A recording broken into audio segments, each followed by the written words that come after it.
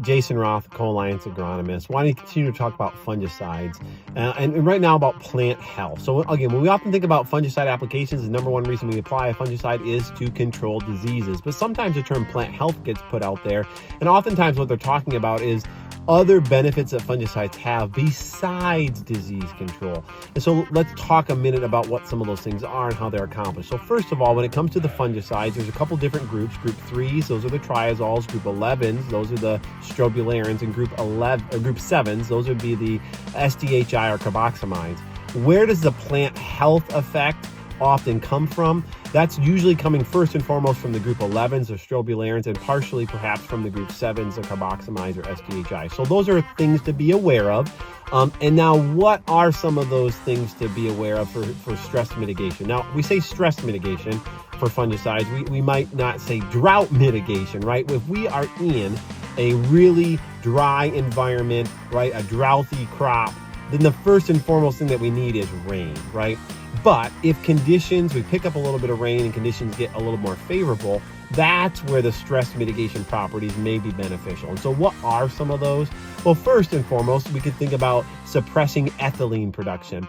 Ethylene production obviously is a browning of leaves, a senescing of leaves, and that can reduce the photosynthetic potential of the crop. Whereas if we can keep it going longer with Stay Green, we can actually help produce more photosynthate and actually try to drive yield later into the season. So that'd be one benefit. Another thing is just stalk health, right? If you've ever harvested a crop that has gone down, you know the pain. And so one of the benefits of fungicides from a plant health perspective is just preserving better stalk integrity. Another benefit of fungicides is having an impact perhaps on water use efficiency or transpiration rates in a plant, and then also maybe respiration rates. So a respiration is a burning of energy, and plants do that, right? They don't just photosynthesize and make energy, they also burn energy. And there's evidence to suggest that there might be some impact on reducing the amount of respiration or burning of energy that's going on in a crop, allowing it to conserve more of its energy produced in photosynthesis for the grain, right, for driving yield.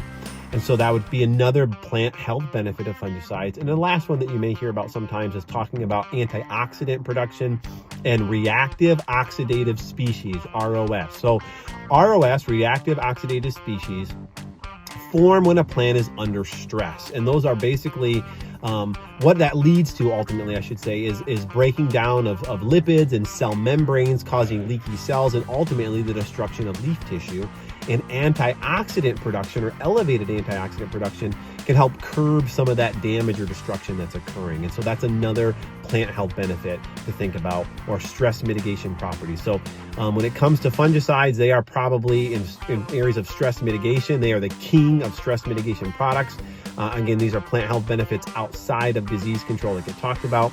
And the last thing maybe to mention is that not all genetics respond the same to some of these things. And so there's another video that I've done on genetic response. And so make sure you are aware, especially in corn, some of the hybrid responses you may have in your genetics to some of these plant health benefits. And so make sure you watch for that video as well. And then we'll post to this video a few other resources that you may find helpful. Thanks for tuning in.